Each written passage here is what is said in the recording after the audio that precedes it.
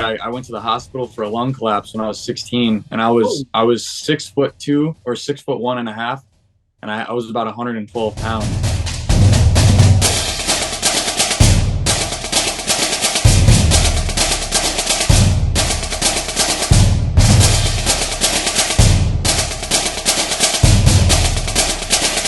so the backstory on Mike is that he started lifting weights and just you wanted to change the way you looked, right? Yeah, I was tired of being picked on for being small and thin, and I hated the way I looked.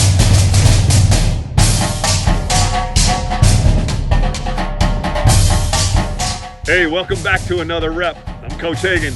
I can't wait for you to hear this show. This will blow your mind. It blew my mind. It's super cool. So let's start repping. But before we do that, hit like, hit subscribe, tell your people, and now let's go get another rep. Let's go! Hey, welcome to another rep. My name is Steve Hagan, and I have a father-son combination today. This is just so cool to me because I'm a father of 3 boys myself. But this is a journey that we're going to go on. This is a story. I'm not going to spoil it. I'm not the spoiler. Michael is the father. Mike is the son.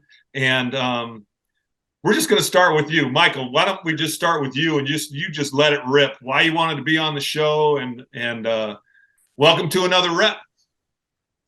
Thank you very much, Steve. Coach Steve. I met on the beach. I met Coach Steve on the beach in Bradenton, Florida, and we hit it off. And he did an interview of me, and I found him so enjoyable and relaxing. And as well, working with the NFL was a big deal to me because I'm well versed in football. I went out for football in high school. But the reason why I wanted to get on today is because about a week ago, my son astonished me with a video of what he had done over a few years, unbeknownst to me. Once again, kids go, hey, I'm going to go to the gym, hang out. I remember what that was like when I was younger. Yeah, a lot of guys would go and do a couple reps, they do a couple this, they do a few squats, and then they're ready to go have a meal because, oh, they're fatigued, they're tired. While I work with the different guys who are a little bit more very conscious about changing their body and getting their physique, taking care of their health.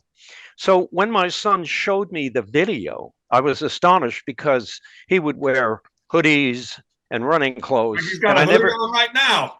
Yeah, I never got to see him developing. And we were doing online school, et cetera. So I really wasn't aware of what they were doing in the gym. You know, and as a dad, you don't go crash the party and sneak around and look through the window. So I was just taking it that, hey, he's getting in shape and that's great. He played lacrosse. So I figured it was all for that.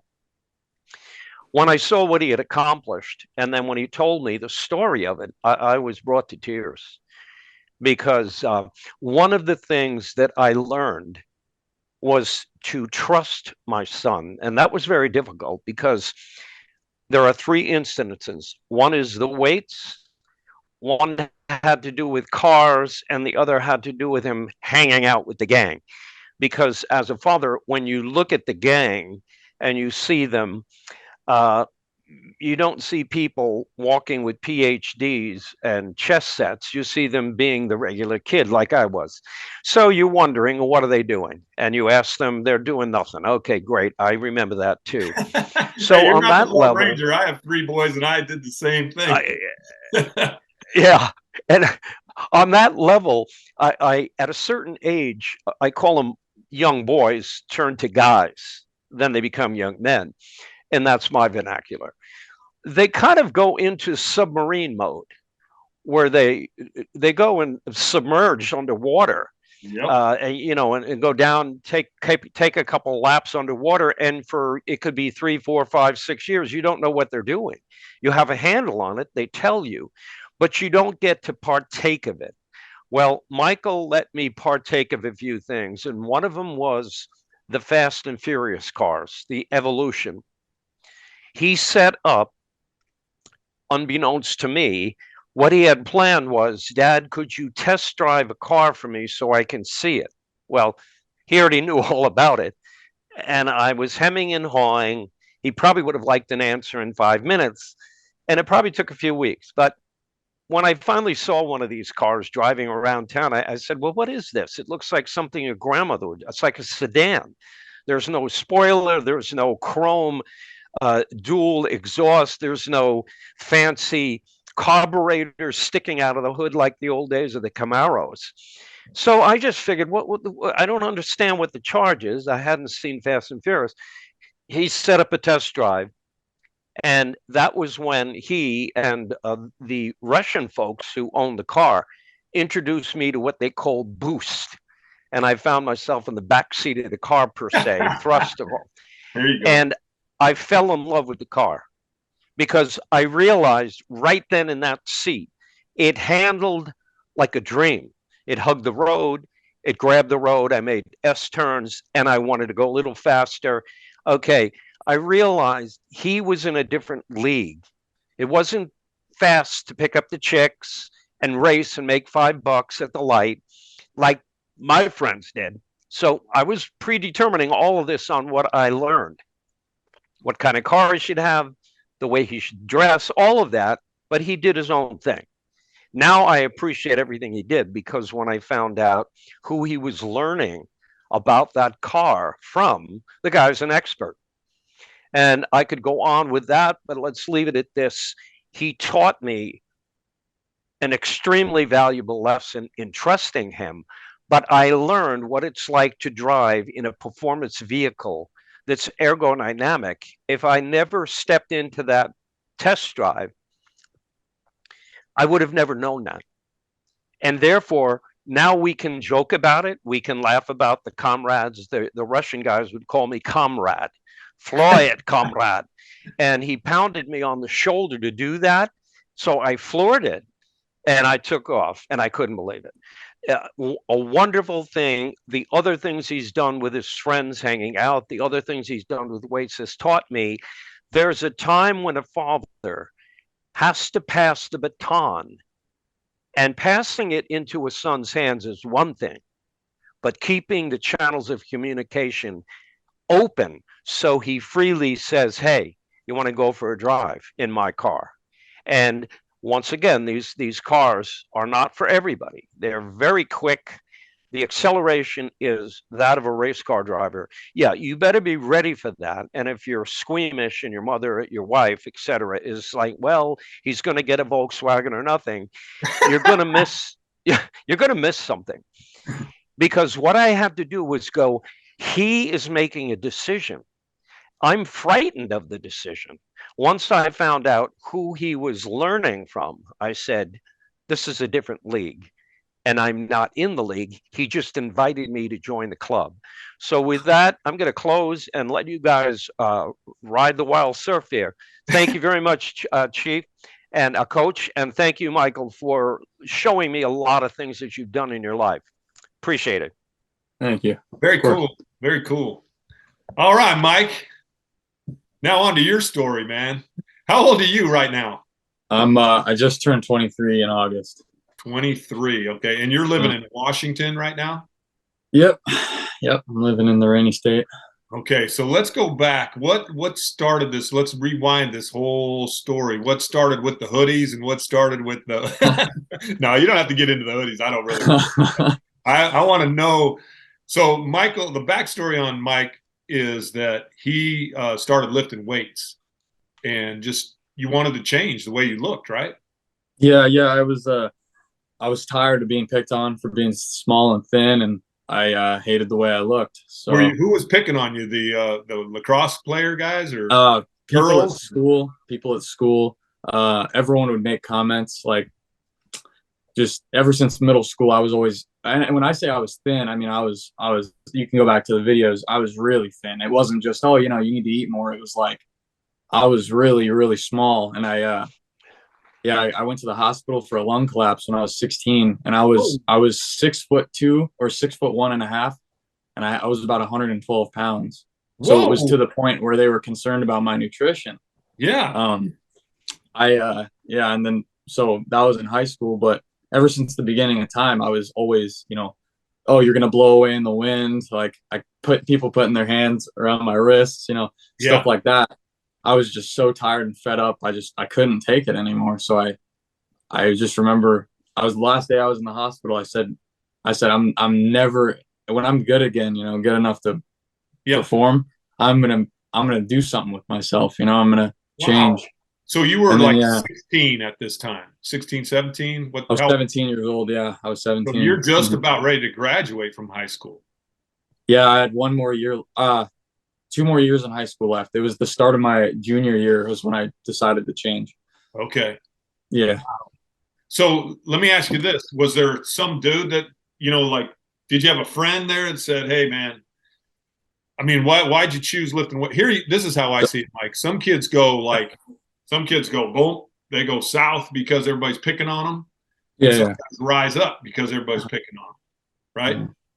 And you chose to rise up. What was that all about? Did you ever have any kind of an idea like, oh man, this sucks. I'm just gonna check out and run away Yeah, from these yeah. people? I started doing push-ups and sit-ups right before the lung collapse. It was summer. I started Okay. doing push-ups and sit-ups, right? And I was still I was 16 at the time, right? So this was before my birthday when I turned 17 and then got the lung collapse. But I was doing push-ups and sit-ups in my room. And I remember, so we need to take it back a step further. Yeah, keep going In, back as in far high as you school, can go. in high school, right? Why they told me I was kind of undernourished and all this, and after the lung collapse was because in high school, sophomore year, I was taken out of regular public high school, and I asked to be homeschooled. No one really knew why. I kind of just said like, oh, it's just easier, this and that. But I've always had a bad relationship with food, but it was to the point where I would eat and then I'd want to throw the food up. So Oh I wow. couldn't actually eat the food. I was terrified of eating the food because I'd want to throw it up. So I had a So what very it big said, it problem there. says, I'm going to get that video. I'm going to get your video attached to this video because you say on that video anorexic to. Yeah, I'm not playing around. Like it was Yeah, it was no. to the point where I was like I was genuinely like I'd want to eat dinner or hey, you want to go out to eat, Mike? I'd be like, no, I already ate, but I didn't. I hated food. I hated eating. I hated the thought of it. I hated everything about it. So I was taken out of public school and I was put into homeschool Mhm. just so that I could basically sulk in my sorrows. Like I hated going out. That's where the hoodies started. I still wear them to this day, but it's kind of because it's cold outside. But I, but no, it was because I hated food. I wanted to throw up every time I thought of it. Just looked at it. I hated food, so I became very thin. I mean, I can't stress it enough. The pictures do not do it justice. I was a pencil, man. Yeah, It was terrible. 112 pounds. Yeah, geez. Yeah. At 6'1", I was 112, and for a guy, that doesn't look too good, No, right? So no. no, but so after that, you asked about what got me into it, right? So after the lung collapse, I was watching videos, and this one specific transformation I watched by a guy named Max Scheck. He's a German guy. He doesn't speak English, but we've talked back and forth on a translator thing. His transformation was 1 year or like 16 months natural transformation. I saw the video and I was mind blown. I couldn't believe that I this got to this check that video normal out.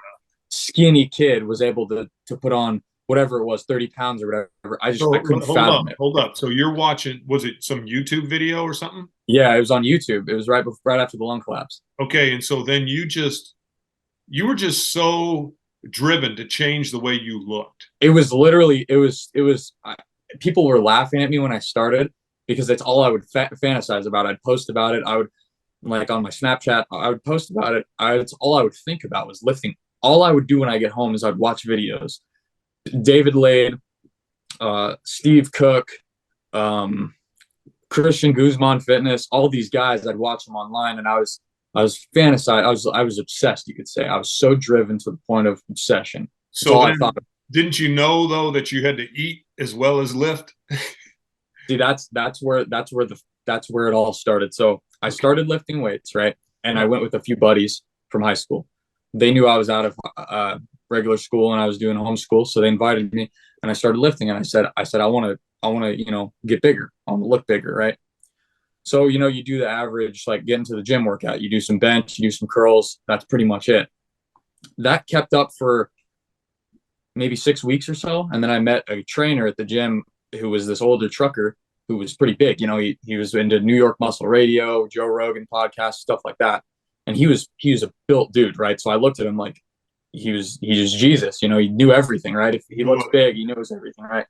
His guy named by the name of Casey. And Casey, I walked up to him and I said, "What am I doing wrong?" And from there, that's what ignited the whole entire fire. Okay, so you just walk up to a guy in the gym, you don't know who he don't is, know him. and I said, "Hey, what am I doing jacked wrong?" up, and you just Yep. say, "Whoa, I need to look like that." Yep. And so you just got up enough guts to walk over and say, "Hey, man, what am I doing wrong?" He had his things in, his earbuds, and I tapped him on the shoulder and I said, "Well, I need to get this started." I said, "Hey, man, am I bothering you? Do you have a minute?" He said, "No." I said, "What's your name?" I introduced myself. I said, "Hey, listen, I'm trying to get better, and I'm not trying to, if I keep my ego inflated, I'm not ever going to get better." So I said, "I suck at this, obviously. What am I doing wrong? What can I do with this and that?" That's what lit the whole fire. And then from there on, it was just boom. That was okay. Let's stop right there. When you say, "What am I doing wrong?" What did he start? Well, I was eating mainly. So I had my old diet, right, where I would get so hungry to the point where I couldn't not eat, and then I would just binge really quickly. But it was mainly like clean food. Huh? Say it again. I was eating. I would get hungry to the point where I'd start eating, right? Yeah. And then I would binge for a little bit, and then it was like a battle to keep the food down because I hated the idea of food, right? And it was mainly clean food, so I wasn't putting on any weight, but I was working out. So it was basically just like you were eating a bunch of carbohydrates. Basically crackers, chips, like you're basically junk, Yeah. And I told this guy Casey about it, and he goes, "Well, that's where you're going wrong." He said, "You need to stop being afraid. You look relatively healthy, but you're very thin." He didn't want to be rude, and I appreciate that of him. He could have called me a twig, but he was like, in simpler terms, you're very thin. You need to start eating things like whole foods, throw in ice cream or milk, eat pizza. Don't be afraid to eat steak. Like, you're not going to die if you pick up a piece of steak. You know what I mean? Like, he said, you need to start doing these things. I remember having an internal battle in my head that night. I was driving around in my car I had a cousin, Josh. He had the shop and everything. That's where we got the boost thing from. My dad. Anyway, so I was driving around and I was like, it's now or never. So basically, I went home and I started eating. I made eggs, right? And I made some eggs on toast, avocados, rice, and I started eating it. And I got that feeling like, I shouldn't be eating. And then I was like, you know what? No. Like, I was like, in 5 years, I'm going to thank myself so much if I can just grow up. And it gave me the biggest level of motivation. And I was able to eat the food. And from that day on, no matter what, it's going to suck now, but it's going to suck so much more later if I don't just do this. So from that moment on, I started eating everything in sight, everything. And that's when I just ballooned. You didn't feel like throwing up or anything?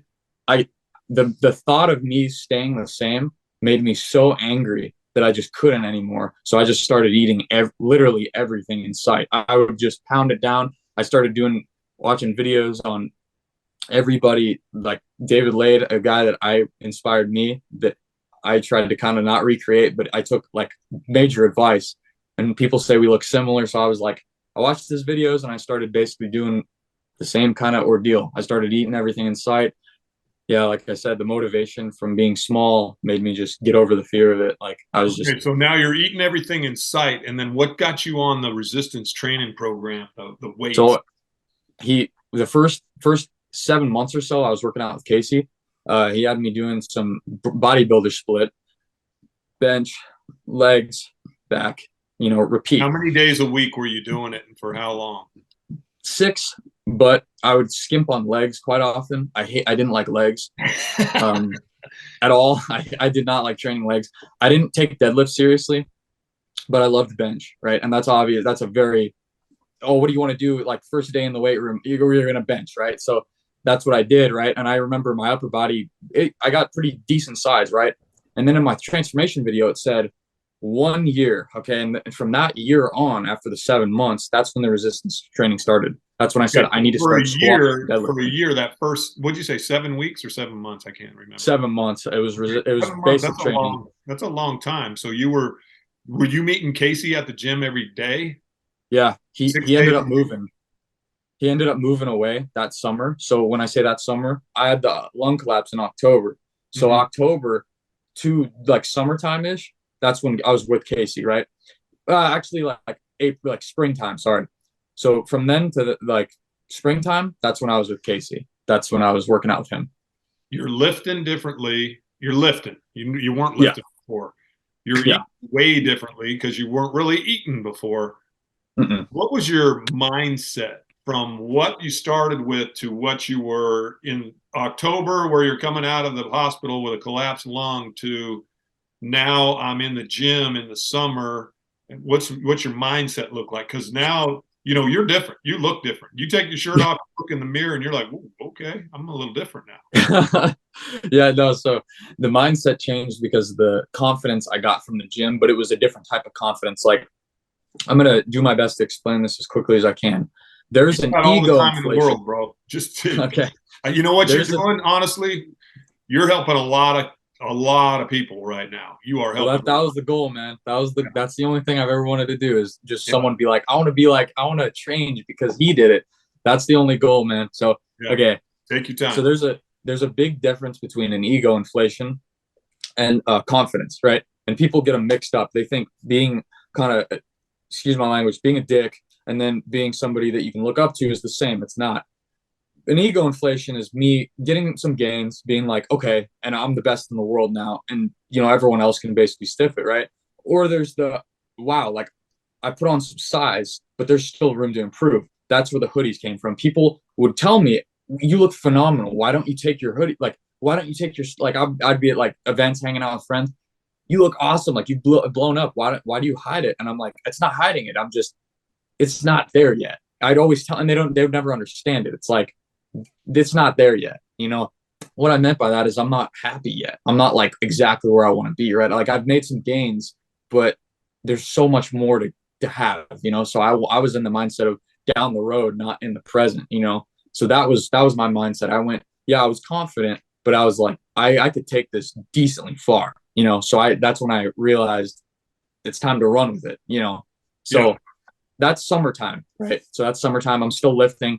You still haven't done any leg workouts yet? Not much. It Yeah. changed the following year, which was my senior year. So Well, after let's talk summer, about October, and Casey moves out. He moves out of town. yeah. now- So it's April, right? And he moves out of town. Okay, April. Yeah. And So you want to talk about him moving? Yeah, you're thinking, well, now this is my mentor, teacher, coach Right. that I've Right. had for a long time now. So Right. yeah, So Casey moved, and the day of, I was sad. Everyone was sad. Yeah. Casey was the local legend. I asked him, "Hey, let me pull out my phone." I still have the notes on my phone. Actually, it's the same notes and same everything on my iCloud. So I was like, "Hey, I need to write down what to do because you're leaving.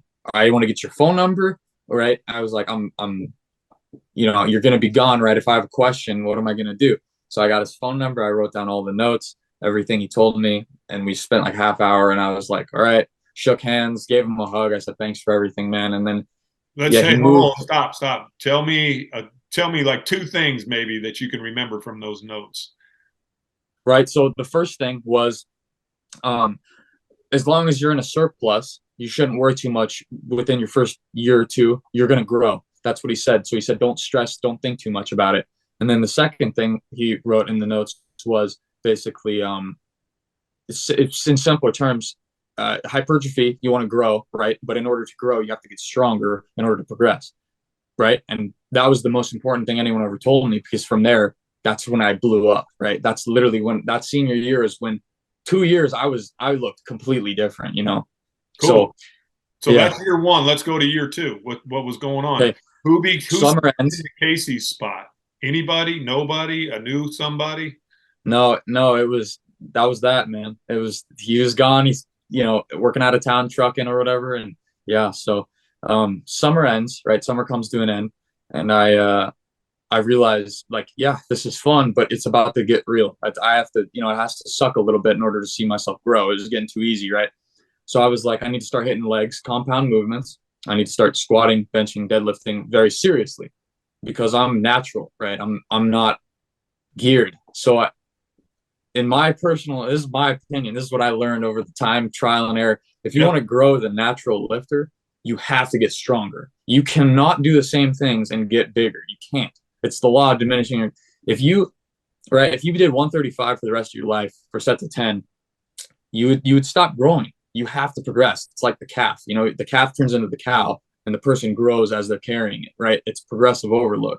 I started squatting, benching, and deadlifting, and I ran a push-pull legs program. So hold up. Why is deadlifting and squatting what? Tell everybody what a compound lift is in your mind, and then why are those even important? Well, it's just a compound movement is it's a bunch of muscles working together to achieve the same thing, right? A deadlift, you got your posterior chain, your spinal erectors, hamstrings, glutes, everything, right? You got to tuck your lats when you're pulling. Squatting, well, I heard it increases testosterone, so I was like, light bulb. I'm like, this is perfect. I'm gonna get Sign huge. me up for that one. Yeah. So I start squatting, right? And I realized it's, testosterone increase. You're working pretty much everything: core stability, glutes, hamstrings, posterior chain. You got to tuck your core, whether that mean the front, the back, everything. You got to be tight, right? So it's compound lifts. You do them so that you can grow. It's there. In my opinion, there's nothing that can recreate better than doing a squat and any other accessory like quad extensions, hamstring curls. You can get the most out of squatting. Like, you ask any lifter, if you had to lift one lift for the rest of your life, most of them would say it's the squat. Most of them would, because it pretty much does the most. Yeah. It's pretty much the most. Deadlifting. Let me ask you this. Yeah. If you bench press, do you ever feel like throwing up? Mainly because I have to eat so much. So it's not necessarily for anything other my reason. My question is this. I should really just state my question. What makes you feel like throwing up? If you just ate the same amount, what makes you feel like throwing up if you lift it hard? Squatting, for sure, easily. Squatting. Because you're using so much, and you got to be so tight, and you got to be so dialed in. The squat is definitely the only support you have is your feet that are that big on the floor. Right. It's definitely and it's the reckoning. Deadlifting too is because that works your shoulders, lats, and back, and everything. Yeah, it's my favorite, one of my favorite lifts. But I love the deadlift. People call me the deadlift specialist.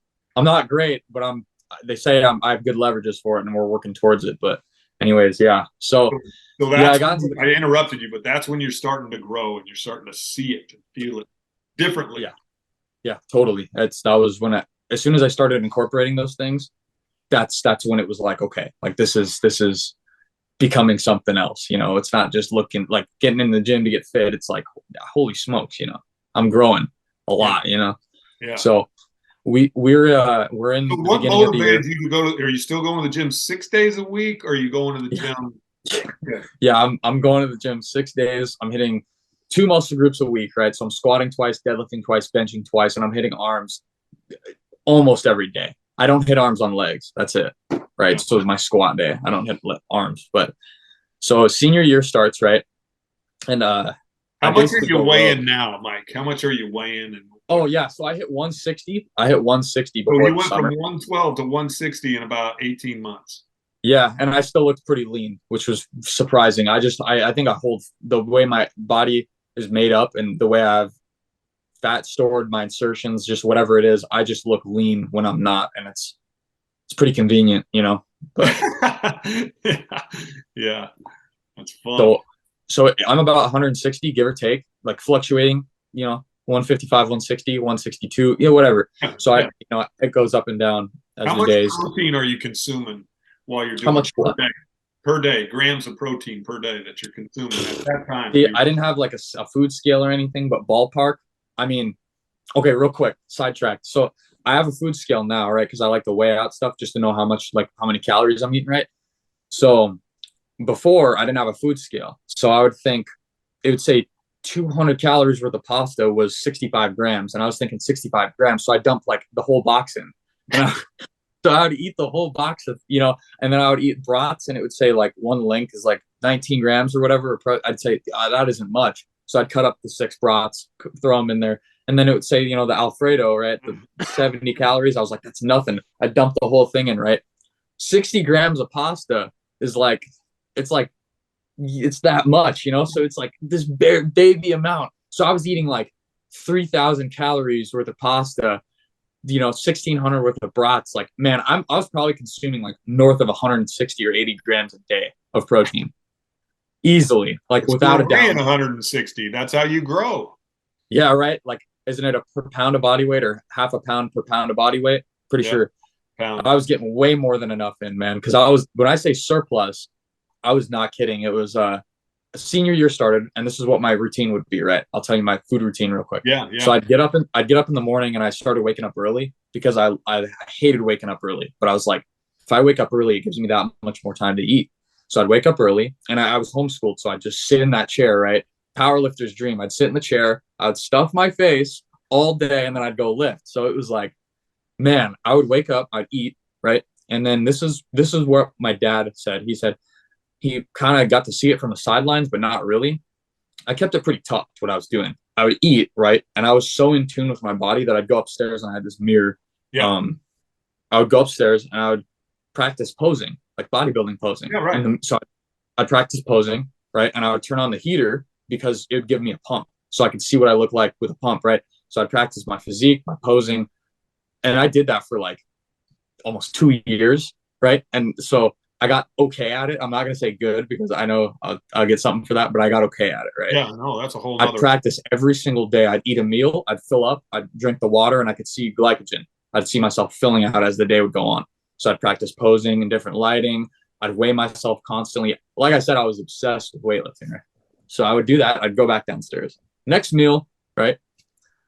Same thing all day. And then finally gym time, right? I'd go lift, do my thing, come home, same exact thing. I'd do that, go to bed and repeat every single day for like a year and a half. Was there something that you ate? Was it the same thing every day, like tuna fish or whatever? No, so it was pretty much my diet consisted of, and I don't recommend this, but this is what I did. So I'd eat a lot of eggs. It was easy to eat eggs, like poached eggs, not scrambled. It was easy for me to eat poached eggs, but I'd eat them on toast, right? And for the toast, I'd spread like either avocado, but it was mainly coconut oil on it because coconut oil, a tablespoon's 120, I think. So I'd spread it on there, and I would eat that. I'd eat 2 sittings of that, right? And with every meal, I had about 6 of the like Toll House crackers with peanut butter on them. And once again, I didn't know what I was doing, so I thought 1 tablespoon was a mound, a heaping tablespoon. So I was probably getting in for every tablespoon, 4 tablespoons, right? So I was, spreading them on, eating the crackers, right? Okay, next meal would consist of probably something like chicken. There'd always be chicken in a crock pot with rice, and I would have beans, a lot of just black beans, tons of them, lentils, tons of that stuff too. I'd have that, once again, crackers with peanut butter, but it was the mounds, right? And then I would have some chips with like, just snack on chips. I like chips. I was very thin. I didn't, I don't recommend it, but I just ate pretty much like half a bag a day, maybe. And then, like second lunch, third lunch, fourth lunch, etc. It's the same things: chicken, the rice, more chips. Like I didn't drink much milk or dairy back then, as much as I do now, because it's easier to get the calories in. But I didn't take supplements.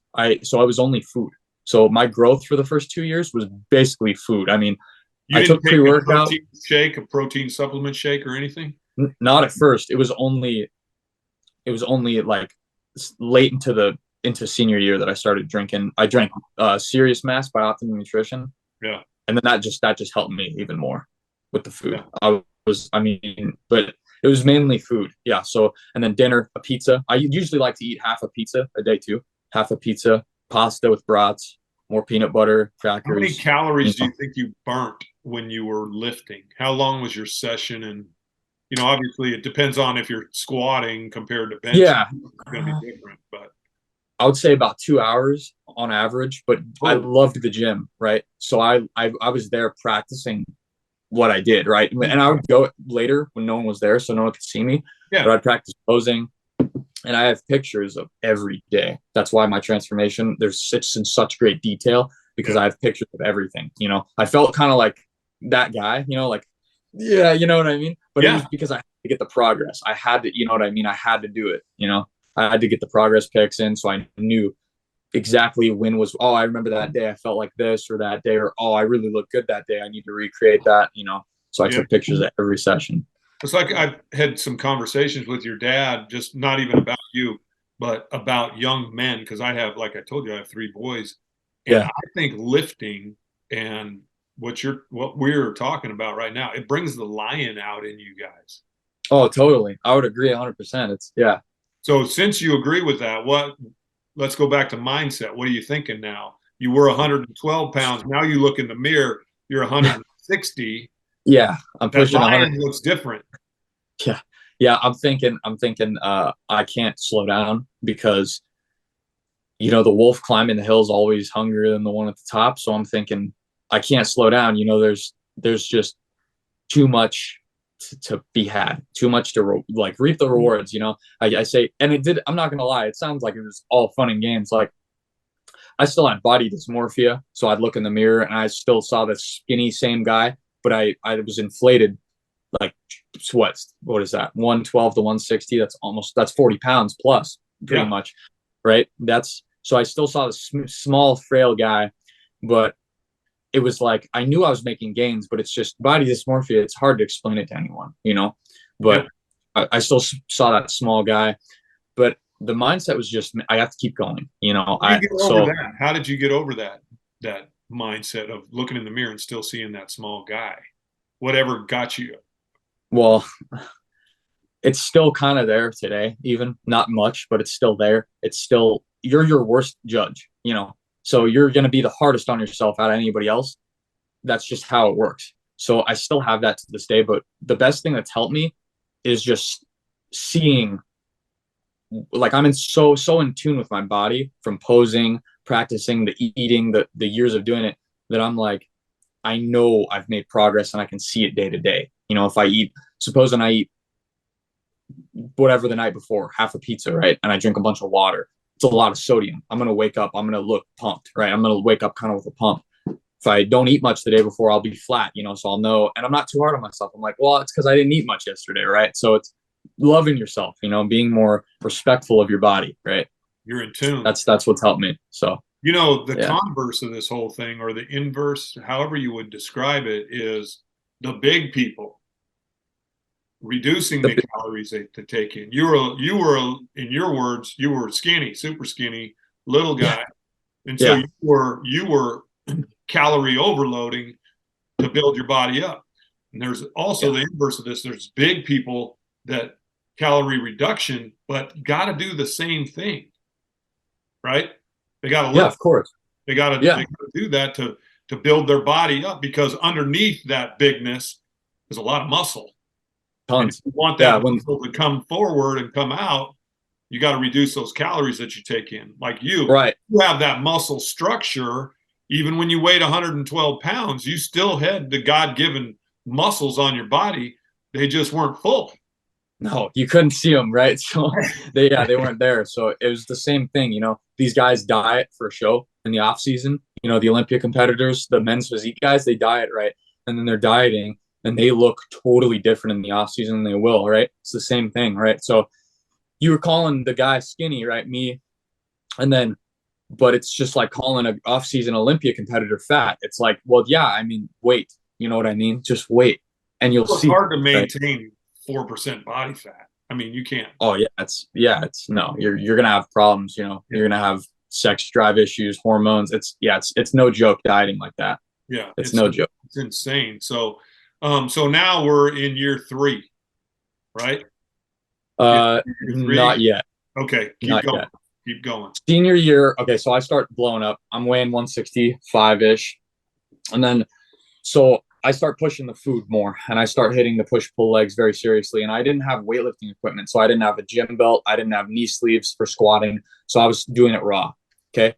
I get this belt for my birthday, or not for my birthday. It was Christmas. Yeah. I got my first belt for Christmas. It was an Inzer belt, a prong belt. I got it for Christmas and I started lifting in it. I got my knee sleeves from Mark Bell. How much you benched on that. I got his knee sleeves for squatting. I didn't have weightlifting shoes. I just squatted in Vans. They're flat shoes. So that's what I heard, Chucks or Vans or whatever. So I started squatting in those. And squatting is my worst lift, right? But I went from basically like 35s, I think, to I was repping 225 considerably easily. And it was high bar, right? And I would go to the floor. So ATG, all the way down, all the way up. And I'm 6'2". There's a lot to travel there. Oh, I see you. I saw your squat. You're getting down. Yeah. So I was squatting to the floor, right? And I attribute a lot of the looks to that. I mean, I have the insertions for it, but that's a lot of quad. I mean, you know what I mean? So I'm squatting like that, and it's a lot of quad. I start deadlifting, and I switched to sumo that same year, and that's when it. I can't stress how much one lift progressed, and people were like, "How are you doing this?" Right? And I was like, "I don't know, honestly. It's the food, and it's the training." I was so uneducated, but so educated at the same time. Passion. Like not education in the sense that I didn't really know how to like plan my training better, but educated in the sense that I was 18 and I was hitting compound lifts. I knew how to take in the food. So you know what I mean? It's like, it's hard as a teenager, but so I start deadlifting and I added from a plate, maybe 2 plates. I start pulling sumo and then I start stacking the plates, 3, 4, 5, and I still have yet to hit 6 wheels, which is 585. I'm going to this year though, but man, you know I how started strong stacking. your grip, your forearm grip and traps and got to be? Yeah, I was pulling mixed in the videos. So under over right now I pull hook.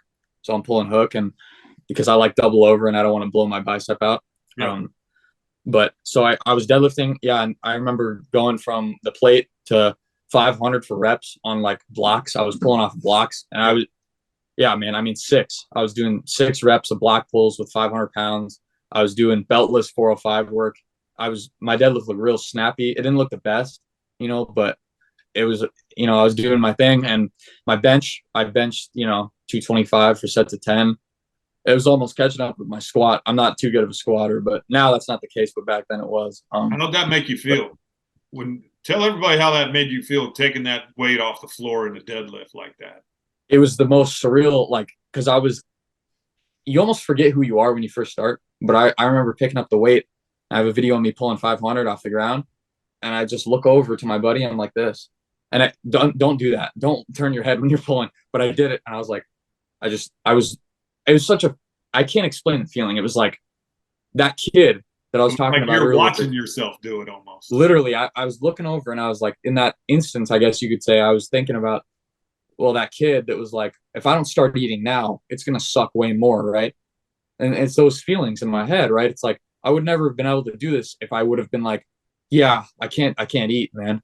You know what I mean? So I was like, kind of like, I did it. Like I kicked this thing's, I kicked its butt, I pretty much won at that moment. Like I was like, won, against myself, it was like a war with myself. Like, yeah, you didn't block yourself. You didn't block yourself from being your best you. Mm-hmm. Which you were doing before, sounds like to me. Yeah, no, I was basically just get out of my way, like to myself. I was like, get out of my way. Like I got stuff to do, so. I love that. Yeah. So now, that was where so you go to year 3 now, or? Yeah. So end of year 3. Okay. So here's a little jump in the times. So year 2 comes to an end. Senior year, it's the end of the senior year. I tone it back on the compound lifts because I'm about to start working. So I start working and I'm out of town. Okay. Unfortunately, I had to not completely stop, but basically entirely stop for that year. Yeah. So that full year, nothing memorable happened, nothing at all. I barely trained. I don't even count that year, right? So that's year 3. But when I say 3-year transformation, I'm talking 3 years of when I was training. Yeah. So 3 years while I was training, right? So that year, we skipped that year, right? Your third actual year, you really didn't do a whole lot.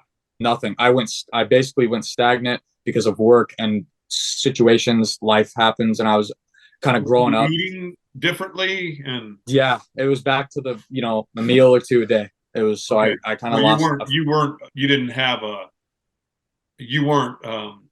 Food wasn't like not good looking to you or anything. So you were just busy. You were busy. Yeah. One thing to mention about the senior year was the heaviest I ever was. I was pushing like 205, but I had a pretty. You put on 107 or no 100 pounds. Really? Yeah, it was me. That was when I was pretty fluffed up though. So a lot of it was like the bulk, when I added the mass gainers and stuff like that. But that was towards the end before summer. I was pushing 200 plus, like waking up, and I wasn't like lean, like stage ready, but I looked okay, but I was very heavy. Like you could tell, like I had kind of a chin, and I had like a pretty thin face. So it's like people knew I was like pushing food hard, you know? Yeah, right. But that's one thing to mention. It was 165, and then towards the springtime, I just blew up even further. So, and that was the 500, that was the 225 for reps, that was the 315 squat, high bar, axe to grass, you know, of those things. So, but anyway, so then year 3, but it's not really year 3. So that doesn't count, right? The following year, I start my career, right? I start working, and then I broke my hand. No training. Okay. So fast forward, nothing memorable happened there. Year 3 started last year. So how old are you? I'm 20 at this point. Okay. Right. So I start lifting again. So really it's 17 and 18 you're lifting, 19 no, 20 you're back in. Yeah. Yeah. So yeah, it would be 17 to 18, right? And then through my 18th, but right before I turned 19, that was when I had to start like going out of town, such. So now we're 20, and it's year of COVID again, right? So, but right before, it's right when COVID, like the summer after March of COVID, right? So I remember I lost some of my gym gear, so I ordered new equipment. I ordered another belt. I ordered knee sleeves, and I ordered weightlifting shoes. Okay, and this was the most important year for a few reasons. So I was hanging out with like a buddy, 2 buddies, and they were like, "You got to talk to this guy. You know, he's an ex powerlifter, like he's a genius coach, right?" So this guy's name is Mark Reel, and he coaches at Camas High School, and he is phenomenal with weight training. Like that was where it went from the like craziness, like kicked into the next drive. That's where I got most of my powerlifting knowledge from, was him. Wow. And that's when year 3 started, with strictly like powerlifting. Tell us how you worked out with him, or how that looked. So I went up and I said, "Hey, you know, I was around 150 again, 160, so whatever." You were at that high school? No, you were 20 years old. So you just went over to the high school and said, "Hey, coach." No. He stopped coaching. His boys went to college football, and he stopped coaching at the high school. And so he's retired. He's at home, you know, and that's when they said, "Hey, you should go talk to him." So I called, I asked if it was okay, and I came up, right? So we're about to start working, and right before, you know, I turned, and I was 20, I turned 21, and then I was like, "Hey, you know, it's time to basically go." Like, I was like, "Can you start coaching me?" Basically, I was like, "I'll pay," and he didn't want money. He said, "It's okay." And I said, "I won't waste your time. You know, like, I'm really serious about this. So if you want me to pay, I will." And I think he understood that, because he was like, he could see like a fire in my eye, I think, because he was like, you can definitely see when somebody needs it versus when they're just kind of there for fun. Right. Right. And when I say needed, I mean, like I said, it was my life, you know, it was my whole life. Like it was what got me out of the worst situations in high school. It's what made me grow up into like a young man, you know? Yeah. So we start talking, and he's like, "All right, come by, start training here, you know, 4 days a week." And I was like, "Hold on, 4 days a week?" I was like, "Wait," like, with all due respect, like, I wanted to get bigger and stronger, you know? And he kind of laughs, and he's like kind of like a Mr. Miyagi, right? So what I mean by that is his training is so unconventional. You would think, why am I even here? But let me tell you. Tell everybody what something that would be unconventional.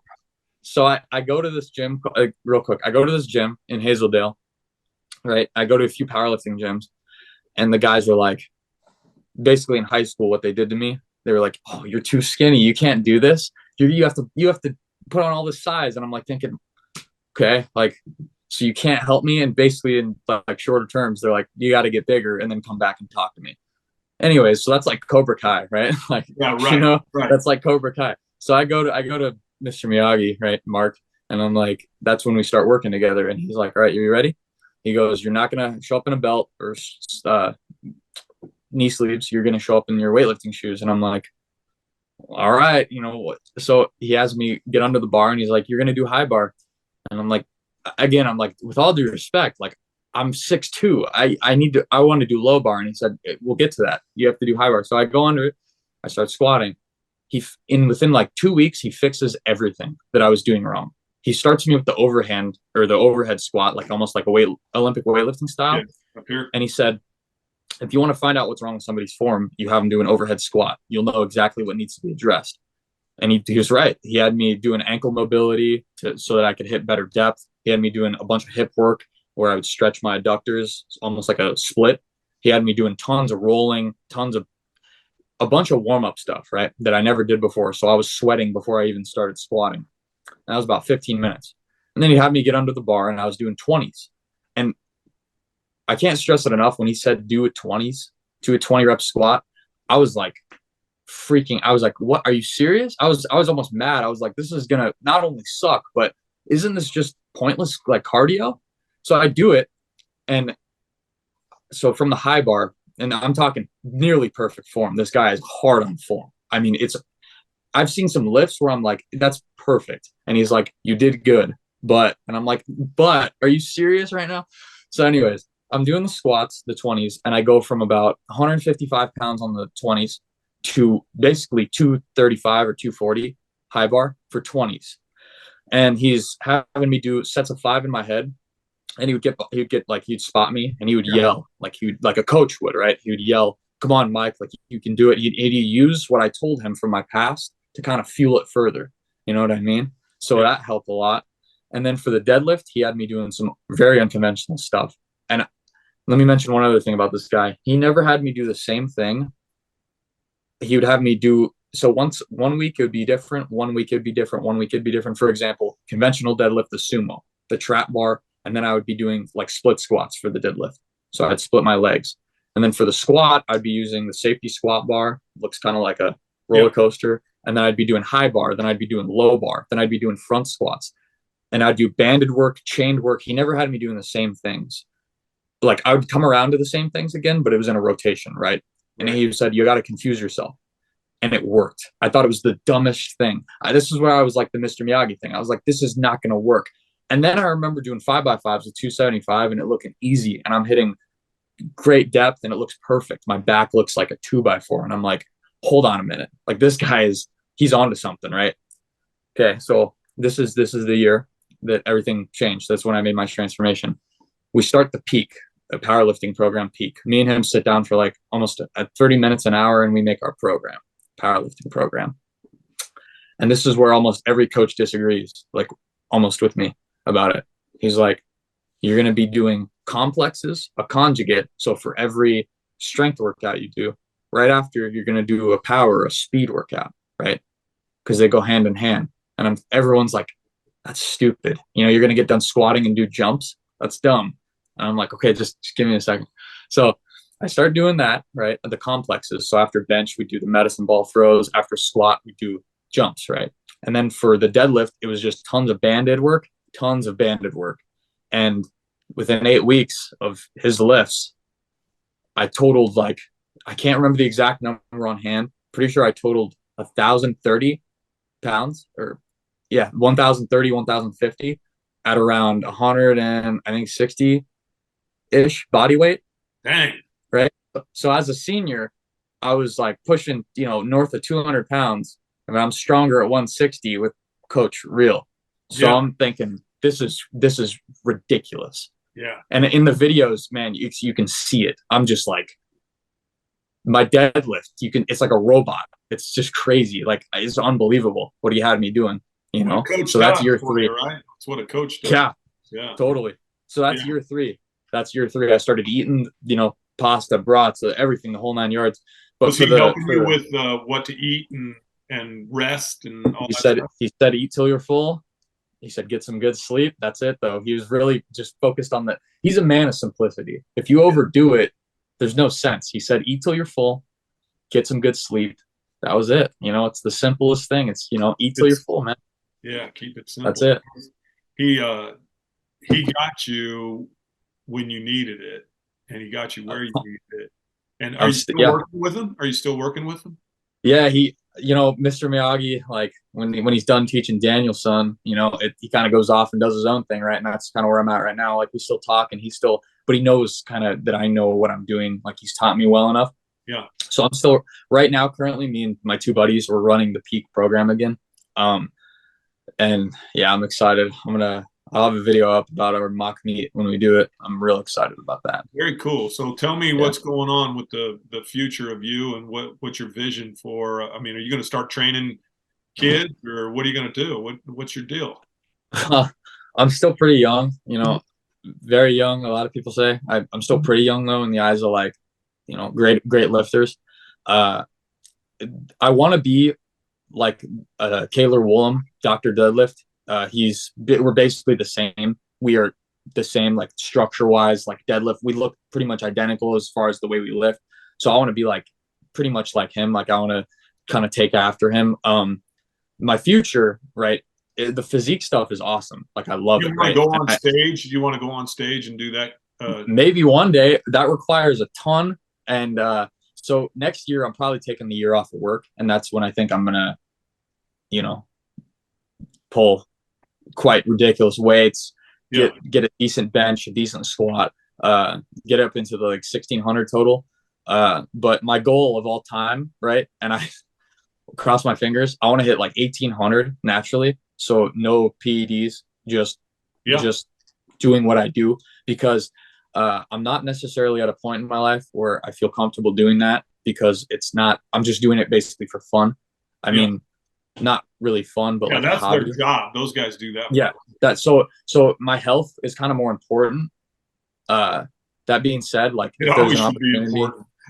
yeah, totally right. And being at the top level is never healthy, no matter what. It's being at the top requires a ton of sacrifice. Whether that be your health, your well-being, your mental capacity to handle everything, the stress.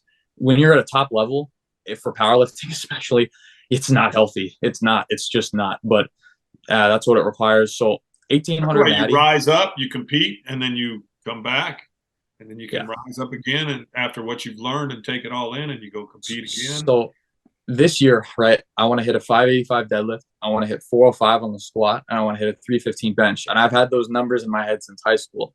After those, when I can successfully complete those, I think I'm going to take it probably to the next level where I start taking it very seriously, like 1800 total naturally, taking time off to compete. Really, that's all I do. As far as the physique thing goes, I would like to one day, I just need to get bigger, much bigger. So I'm going to do that. I'm going to work on that, but it's just going to be pretty much having fun with it for now. But after the 585, 315, 405, I want to hit that at 160. I think that'd be pretty impressive. That's a 1305 total at 160. And at 6'2", that'd be like, very decently impressive around here. I have a few guys that are telling me that'd be. Yeah, you got a lot of lean body mass, Yeah. You know, think about, because you have such a wealth of knowledge, Mike, from where you came from, your mindset, what you looked like, who you thought you were, and now where you're at, your mindset, what you look like, and who you are is so vastly different. I just know you could help so many people by just being who you are. I mean, you're super easy to talk to. You're super Appreciate smart. That. Thank you. And you got this enormous wealth of knowledge in this sport of lifting and body changing, body transformation. And obviously the more you grow, the more you know, the more you go, the more you know, the more you went to the gym, the more you go, the more you go. When you weren't going to the gym, you didn't know much about that. But the more you went, the more you go, the more you know, the more you know, the more you desire. The more you desire, the more you change and transform. And so all that's so cool. Hey man, I'm gonna close this off. All right. We got to do this again, definitely. I always ask everybody that's on my show, I think, even your dad, the wordsmith, when he was on, I asked him, because the show's called Another Rep with Coach Hagan, what does another rep mean to you? Another rep means another step, right? And when you want to get better, the only way to do it is to do it again.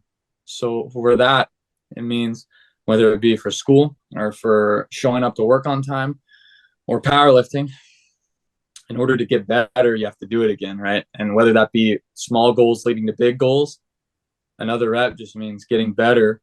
Getting better leads to greatness over time. So I love that. That's all I got. I love that's all you need, man. That's all I got. That's all I got. That's so good, man. Hey, thanks for coming on. Of course. Yeah. Just love having you on the show. And we're not done, man. You're gonna keep repping, and I'm gonna get you back on here, and I'm gonna have to use your technological skills to probably blend your video to this video, or however we can get Okay. this. Yeah. Whatever, just shoot me an email, or text me. We'll help each other out. Yeah. So I appreciate you coming on, man. Appreciate you for having me. Thanks a lot. Oh man, young Mike, what an awesome story. And just, you know what, just you sharing it, your story is going to help so many people. Thanks for coming on. Tell your friends. Let's hit like, hit subscribe, tell your friends, tell all your people, and let's keep repping. Mike, you keep repping, I'm going to keep repping, and I am out. Let's go.